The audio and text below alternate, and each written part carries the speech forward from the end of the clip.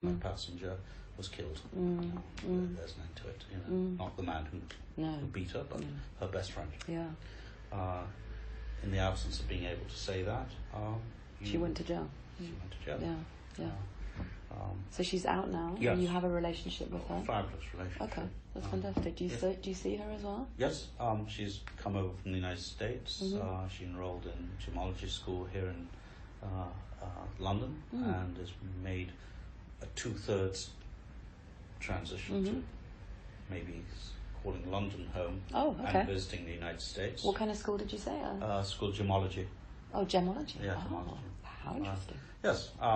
Given that I'm in the mining business, it has an additional resonance. But I hope what it will do is she has her fears, and what you've done for me, I did with her. And what is her fears? Dad, I don't want people asking me, what do you do? She's unemployable in America.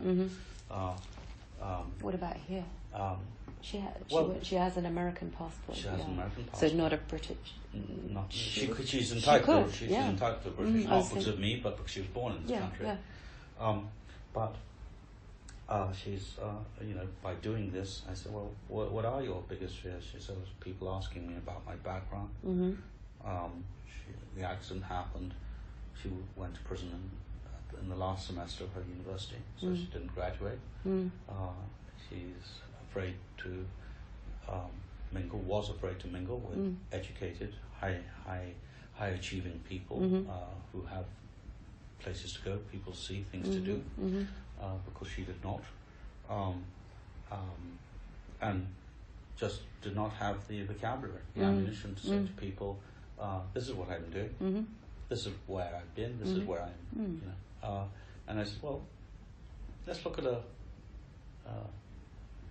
total solution, magic wand, reinvent everything. It's not going to happen. But what if you come from the United States to London? Enroll somewhere. I don't want to go back to university. Okay, well, it's not a problem. But you'd be able to, when somebody says, hi Hanan, how are you? Your dad talks about you. What are you doing these days? I'm back at school. Yeah. Wonderful. Yeah, I wanted to change from what I was doing. That takes away an introductory comment where you slink away because you don't want people asking, what do you do? So does she live with you when she's in London? No. She's, we both live in the same hotel at the moment. Okay. But we're going to be doing something about that shortly. I want to ask you about that, actually. Okay. But in a very short space of time, I've been able to pop a lot of these balloons. At least for the time being, she feels enthused about going to the institution. She's over the moon that she passed the first course and enrolled in the second course. She's got the affirmation of having passed exams, studied, done something which she said that she couldn't do. She's meeting lots of people in all sorts of different. Yeah. She never had that in she's not in New York, but in Connecticut. Just on the fringes, and as I always say, put yourself somewhere where opportunities are going to occur, whether or not you get out of bed in the morning. Of course. It's not going to happen in Connecticut, in London, New York. It will. Yeah. That's great. So you see her regularly? Yes, I do. That's great. And it's one of the great things that sort of helped with all of this doubt and it's something good that's been done unequivocally. That was something else you said. That's a positive. I doubt myself. Yes. Is it that you doubt your judgment, or is it that you doubt the person you are? Do you see what I mean? I think it's a latter day feeling. I doubt my judgment.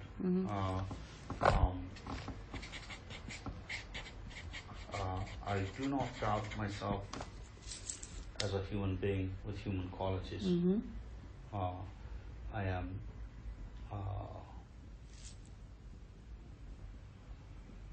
I'm a good human being. I think that I bring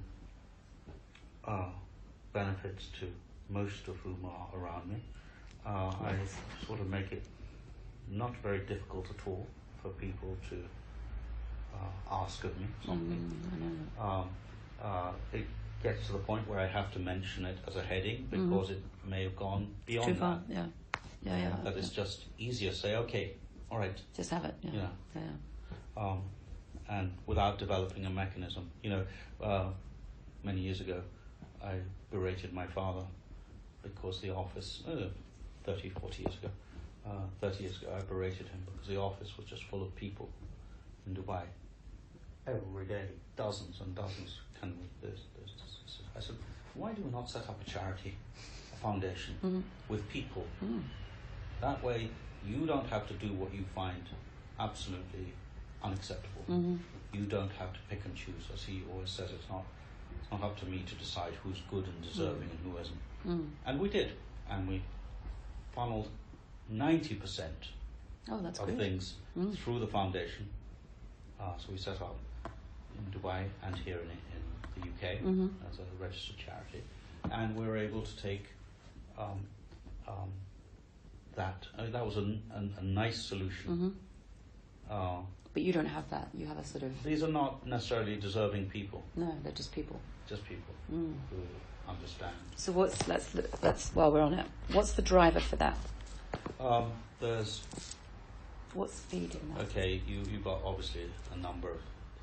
There's people who want to do some business. There are people who think that they've got a business proposition, but actually it's personal charity. There are unknowns who obviously need great help. I mean, why do you do it?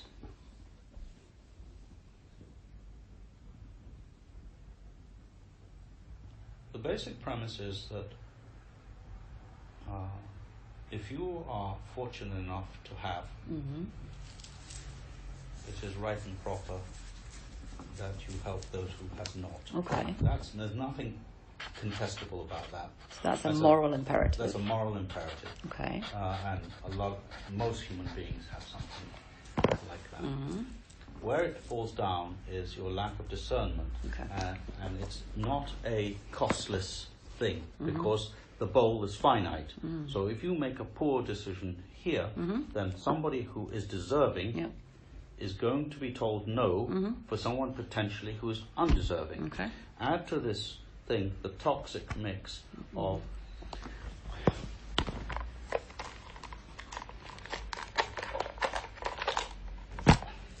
how does one put this?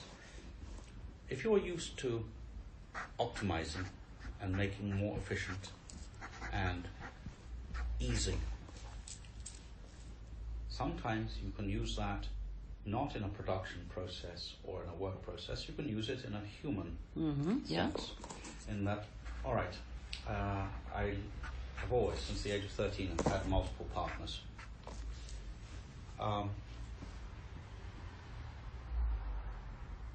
Gets messy, of course. No human being in the world can say with a straight face he can keep 28 people happy, satisfied, and unaware of each other. Yeah. I remove part of that in that I don't go out of my way to lie or to hide. But what happens is all right, Katrina, Swedish, fabulous, wonderful, beautiful.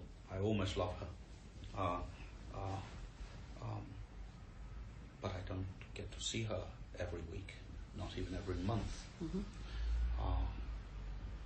Do I need to pay her to stay? No.